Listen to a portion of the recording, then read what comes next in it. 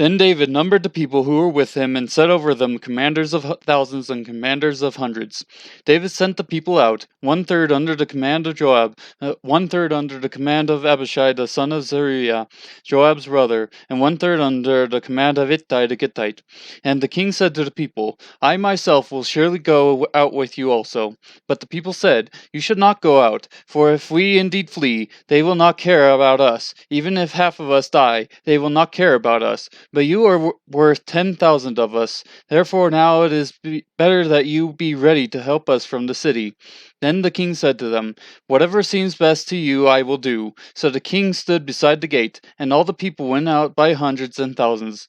The king charged Joab and Abishai and Ittai, saying, Deal greatly for my sake with the young man Absalom.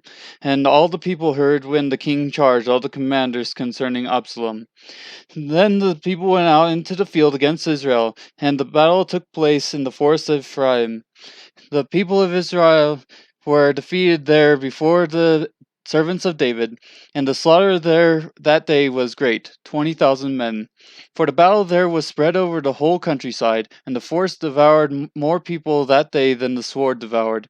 Now Absalom happened to meet the servants of David, for Absalom was riding on his mule, and the mule went under the thick branches of a great oak, and his head caught fast in the oak, so he was left hanging between heaven and earth, while the mule that was under him kept going. When a certain man saw it, he told Joab and said, Behold, I saw Absalom hanging in an oak. Then Joab said to the man who had told him, Now behold, you saw him. Why then did you not strike him there to the ground? And I would have given you 10 pieces of silver and a belt. The man said to Joab, Even if I should receive 1,000 pieces of silver in my hand, I would not put out my hand against the king's son. For in our hearing the king charged you and Abishai and Ittai, saying, Protect for me the young man Absalom. Otherwise, if I had dealt treacherously against his life, and there is nothing hidden from the king, then you yourself would have stood aloof. Then Joab said, I will not waste time here with you. So he took 3 spears in his hand and thrust them through the heart of Absalom while he was yet alive in the midst of the oak. And 10 young men who carried Joab's armor gathered around and struck Absalom and killed him. Then Joab blew the trumpet, and the people returned from pursuing Israel, for Joab restrained the people. They took Absalom and cast him into a deep pit in the forest, and erected over him a very great heap of stones. And all Israel fled, each to his tent. Now Absalom in his lifetime had taken to set up for himself a pillar which is in the king's valley, for he said, I have no son to preserve my name. So he named the pillar after his own name, and it is called Absalom's monument to this day. Then Ahimaaz, the son of Zadok, said, Please let me run and bring the king news that the Lord has freed him from the hands of his enemies. But Joab said to him, You are not the man to carry news this day, but you shall carry news another day. However, you shall carry no news today, because the king's son is dead. Then Joab said to the Cushite, Go, tell the king what you have seen. So the Cushite bowed to Joab and ran. Now Ahimaaz, the son of Zadok, said once more to Joab, But whatever happens, please let me also run after the Cushite. And Joab said, Why would you run, my son, since you will have no reward for going? But whatever happens, he said, I will run.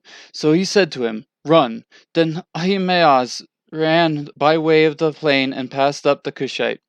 Now David was sitting between the 2 gates, and the watchman went up to the roof of the gate by the wall, and raised his eyes and looked, and behold, a man running by himself.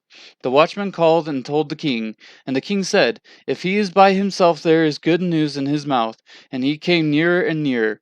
Then the watchman saw another man running, and the watchman called to the gatekeeper and said, Behold, another man running by himself. And the king said, This one also is bringing good news. The watchman said, I think the running of the first one is like the running of Ahimaaz, the son of Zadok. And the king said, This is a good man and comes with good news. Ahimaaz called and said to the king, All is well. And he prostrated himself before the king with his face to the ground. And he said, Blessed is the Lord your God, who has delivered up the men who lifted their hands against my lord the king. The king said, Is it well with the young man Absalom?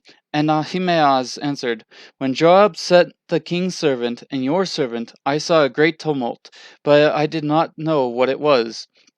And the king said, Turn aside and stand here. So he turned aside and stood still. Behold, the Cushite arrived, and the Cushite said, Let my lord the king receive good news, for the Lord has freed you this day from the hand of all those who rose up against you. Then the king said to the Cushite, Is it well with the young man Absalom? And the Cushite answered, Let the enemies of my lord the king, and all who rise up against you for evil, be as that young man. The king was deeply moved, and went up to the chamber over the gate and wept. And thus he said as he walked, O my son Absalom, my son Absalom, would I had died instead of you, O Absalom, my son, my son.